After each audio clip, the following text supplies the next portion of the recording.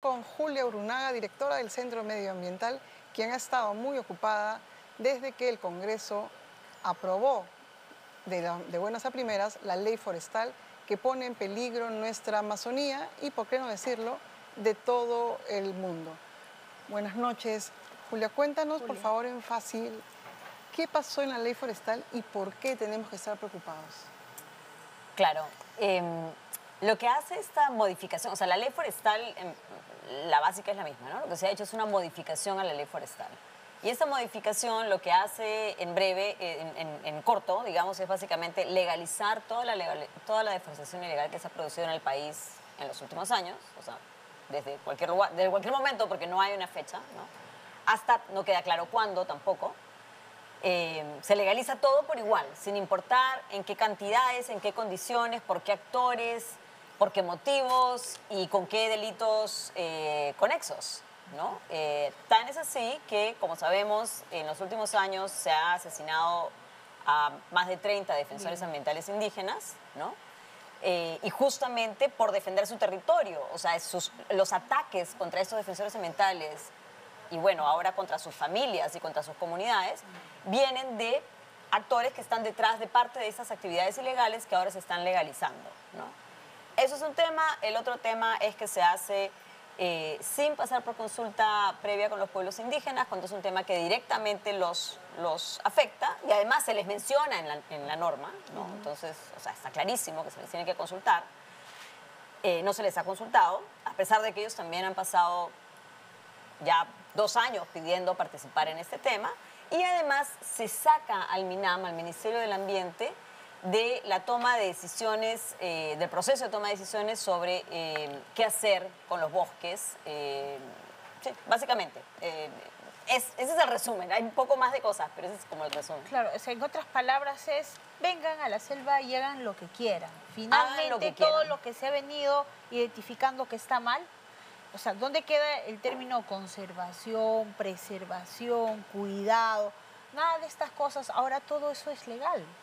Exacto, pero mira, conectando un poco con la entrevista que acaban de tener, donde dice, como el Estado no sabe cómo gestionar, prohíbe, ¿no? Bueno, acá estamos para el otro extremo. O sea, el argumento que yo escucho de algunos de los que promueven la ley es que la ley forestal no ha podido detener la deforestación ilegal. No, porque las leyes no detienen nada. O sea, las cosas las detienen quienes implementan la normativa y no ha habido voluntad política para implementar. Y ahora, más bien lo que se está diciendo es, bueno, como no se ha podido solucionar la deforestación ilegal, legalicemos todo. Entonces es un absurdo, porque es además un desincentivo para los que vienen haciendo las cosas bien y un incentivo para que venga más gente a actuar ilegalmente. ¿Por qué ponen a la Unión Europea como justificación para defender esta norma? Claro, lo que pasa es que la Unión Europea ha pasado una norma, una regulación que aplica para todos sus países, que lo que dice es básicamente que, o sea, lo que ellos buscan es tratar de reducir el impacto de su consumo sobre deforestación, violación de derechos humanos y acciones sin sostenibilidad, básicamente, ¿no? Porque obviamente todos sabemos que todo lo que consumimos genera un impacto, entonces ellos están tratando de reducir el suyo, que es lo responsable a hacer, ¿no? Entonces, como es cierto que en el Perú hay parte de los productores, incluso de pequeños productores de café y de cacao que exportan hacia Europa, que no tienen todos los documentos en regla, básicamente porque el Estado los ha permitido operar así, porque el Estado no los ha ayudado a regularizarse, ¿no? Ahora la excusa es legalicemos a todos, pero ojo que cuando se crea este proyecto de norma no existía la excusa de la Unión Europea. Esa ha surgido recién porque como no había apoyo a la norma, porque básicamente a lo que beneficiaban era unos cuantos grandes empresas que necesitaban esa legalización, porque con la ley anterior, con la ley vigente hasta hace unos días no se podían legalizar. Entonces se dan cuenta, hay que usar acá a los pequeños productores, como se usó en otro momento a los pequeños pescadores para tratar de también traer abajo regulación contra el crimen organizado en la pesca, ¿no? Ahora, aquí en este tema hay dos cosas que habría que diferenciar muy bien. El tema técnico y el tema político. Con el tema técnico nos estás ilustrando muy bien, ¿no? qué cosa podría pasar, en qué cosa nos está afectando, pero el tema político creo que ha pasado por agua tibia y no les ha interesado qué dicen los técnicos sobre este tema, cómo está nuestra Amazonía, qué cosa tenemos que cuidar y cómo tenemos que preservar. Exactamente, exactamente. Eso es muy lamentable y lo que nos muestra es que el Ejecutivo no quiere pelearse con el Congreso. O sea, esta dependencia mutua para poder sobrevivir, ¿no?, entre el Ejecutivo y el Congreso la vemos aquí, porque, ojo, que esta norma, como yo mencionaba, ha estado dando vueltas por más de 2 años y de hecho en algún momento, en el 2022, el Congreso pasa la norma, ¿no? O sea, la vota, la aprueba y el Ejecutivo la observa. ¿Y por qué la observa el Ejecutivo? Por la abundancia de documentos técnicos del propio Ejecutivo, del Ministerio de Ambiente, del Ministerio de Agricultura, de la Autoridad Forestal, del Ministerio de Cultura mismo, claro, diciendo esto no va. O sea, la misma Defensoría del Pueblo, ¿no? Todos estos se pronuncian en contra. Y se pronuncian en contra también, en su momento, varias embajadas, ¿no?, que ahora también yo creo que están observando un poco a ver qué es lo que dice el Ejecutivo antes de pronunciarse. Pero quiero decir, acá pues nadie está diciendo nada, ni siquiera el MINAM al que le están quitando capacidad de gestión, ¿no? Todos están en silencio y esto es simplemente, o sea, acá es un reclamo muy fuerte desde organizaciones indígenas, organizaciones de pequeños productores, organizaciones campesinas. Y ya se sumó también, ya se sumaron los gobiernos regionales, ¿no? Primero el gobernador de San Martín y ahora ya la Asamblea Nacional de Gobiernos Regionales ya dijo que se oponen a esta norma. Y también he visto a la Cámara de Comercio de San Martín, que también se ha opuesto, creo que otras lo van a seguir. Y también pues los gurús de la Amazonía en el Perú, incluyendo al propio Marc Duroyane, ¿no?, que hay un exministro que lo cita como diciendo que Duroyane justifica. Mentira, Duroyane ha sacado un artículo diciendo que está en contra de esta norma por ser antitécnica, ¿no? ¿Por qué el exministro de Agricultura, Benítez, señala que esta norma está hecha para incentivar la exportación del cacao y el café y porque traerá bienestar a los agricultores de la Amazonía? Yo creo que lo dice porque quiere justificar su norma, ¿no? Pero eso no es cierto. Es más, ya en estos días ha empezado a salir también, me parece que ha sido uno de los presidentes de la Junta Nacional de Café o algo así, a decir que esta norma no le soluciona el problema. Ellos, porque realmente no le soluciona el problema. Es más, les va a crear más problemas a los pequeños productores porque lo que va a pasar en la práctica, o sea, en el modo en el que funciona la regulación contra la deforestación de la Unión Europea, EUDR por las siglas en inglés, el modo en el que funciona es que tienen que catalogarse a los países y sobre cuál es el nivel de riesgo que hay sobre el origen ilegal o sobre productos de alto riesgo, ¿no? Y lo que va a pasar es que el Perú va a ir al tope de la lista de los países en rojo, porque, a ver, si tú das una norma que dice, oye, yo solamente quiero que entre acá lo que está legal, y la reacción del país es, ah, súper, legalicemos todo para que entonces pase todo, eso es una burla, es una falta de respeto, ¿no? Y es además un pésimo ejemplo también para los otros países de la región, ¿no? Que en vez de trabajar en solucionar sus problemas, vayan a decir, oye, mira, el Perú legalizó todo y nadie dijo nada, hagamos lo mismo, ¿no? Entonces yo también creo que la Unión Europea y los países consumidores tienen que prestar atención a este tema, ¿no? Claro, ¿no? Y este es un pésimo precedente para siguientes acciones legales, porque finalmente van a decir, bueno, pues el Congreso ha aprobado. Exacto. Y va a ser un peloteo entre el tema judicial y el tema político, ¿no? Y ese es un tema que hasta ahora hemos venido viendo con una serie de casos. ¿Qué va a ser de este proyecto? ¿Habrá algo positivo dentro del Tribunal Constitucional? ¿Prosperará? ¿No prosperará? ¿Qué se avisora en ese tema? Mira, se ha presentado un grupo muy amplio de organizaciones, nuevamente de sociedad civil, de organizaciones indígenas, de organizaciones de pequeños productores, de la academia y expertos también. Hemos venido trabajando desde que se aprobó, venimos trabajando sobre el tema hace tiempo, pero sí, ya de modo coordinado desde que se aprueba la ley ahora hace poco más de un mes en diciembre, y teníamos listo ya, los expertos del área legal tenían listo ya la acción de inconstitucionalidad que se ha presentado el mismo día que salió publicada la norma, ¿no? Entonces, Eso está en proceso, pero eso tiene plazos largos, ¿no? Entonces, yo no sé realmente qué es lo que va a pasar acá. Lo que nosotros tememos es que las empresas que buscaban legalizarse deben estar ya haciendo los trámites para legalizarse, ¿no? Y ya no les importa lo que pase más adelante con esta norma, ¿no? Entonces, eso es lo que hay que tratar de analizar, de revisar. Y yo esperaría que el Ejecutivo estuviera tomando acciones, pero como hay un silencio total, hay una cura de silencio ahí, no sabemos, no tenemos idea de qué está pasando. Lo único que sabemos es que han recibido la orden de no dar ningún tipo de declaración sobre Esta el tema. norma, digamos, está directamente ligada a una protección que está entre el TLC, entre Estados Unidos y el Perú. Y es realmente, digamos, es increíble que haya pasado sin que se haya visto en el Mincetur o alguien de Estados Unidos esto. ¿Por qué? Tengo dos preguntas. ¿Por qué ni Estados Unidos ni el gobierno dice nada, algo que está afectando a nuestro TLC con Estados Unidos? Y el otro es, en Colombia, el Ministerio de Ambiente acaba de crear una unidad de inteligencia amazónica con un presupuesto que supera los 5.000 millones de pesos y aquí estamos yendo a contramano. Sí, lamentablemente, bueno, da envidia sana lo que está pasando en Colombia y en algunos otros países en los que realmente se toma en serio proteger la Amazonía, ¿no?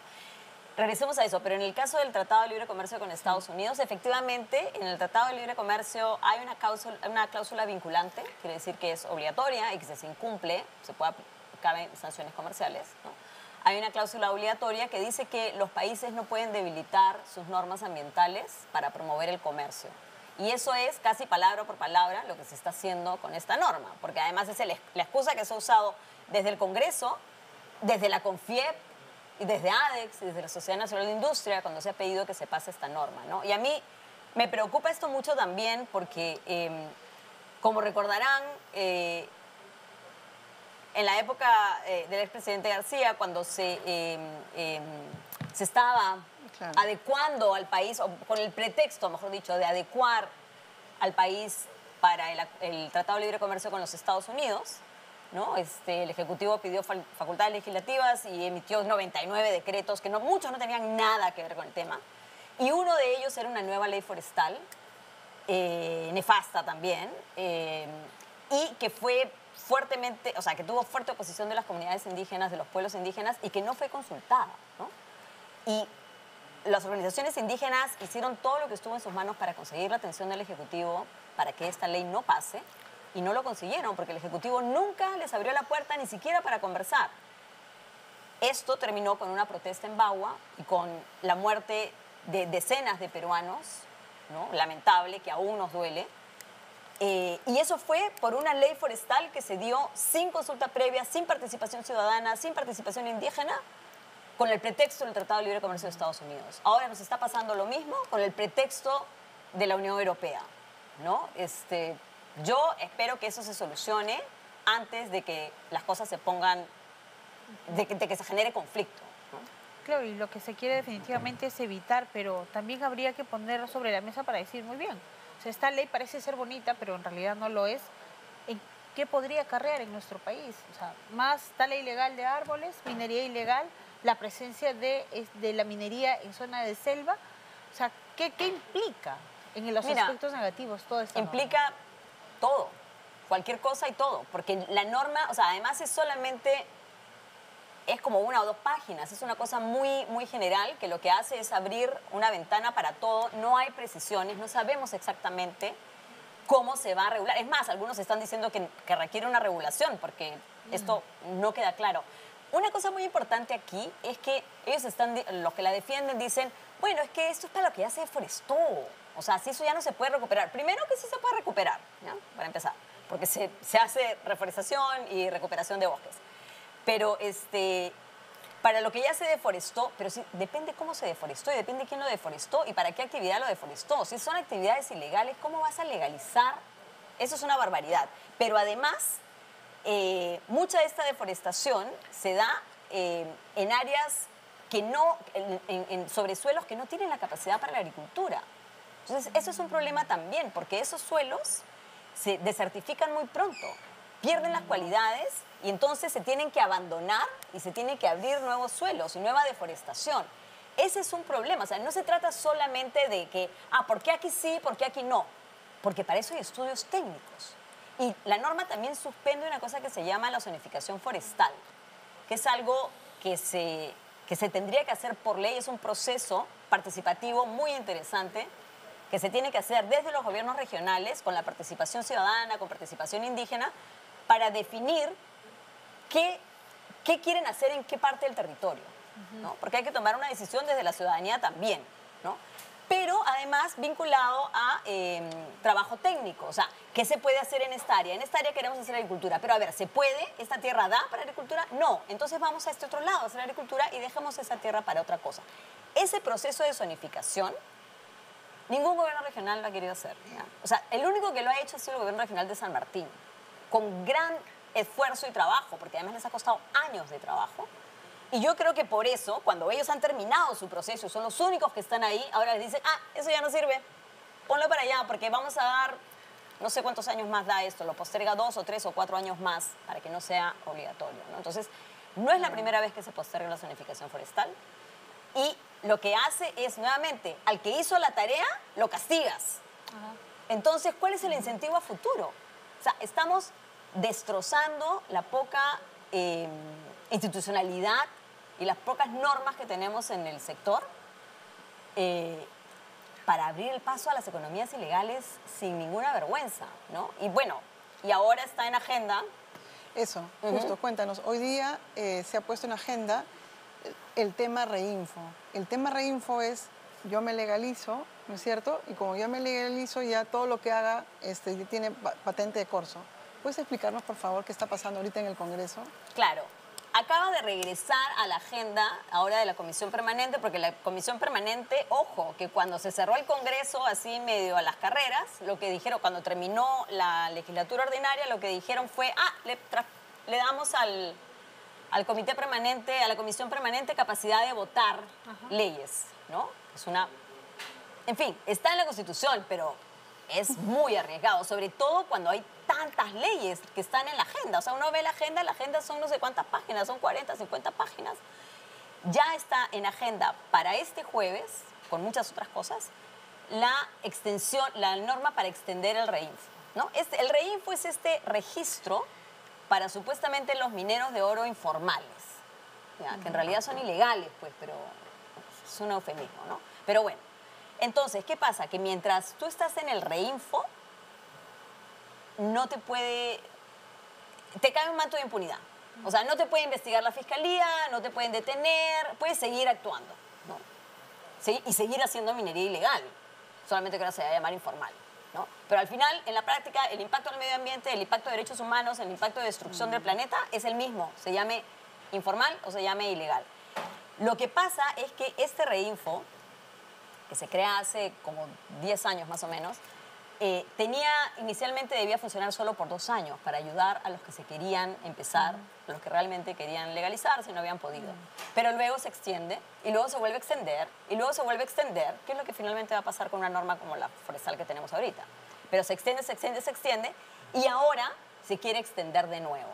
Hay 2 cosas con el reinfo. Uno es que mientras estás en el reinfo estás protegido, eres impune, ¿no?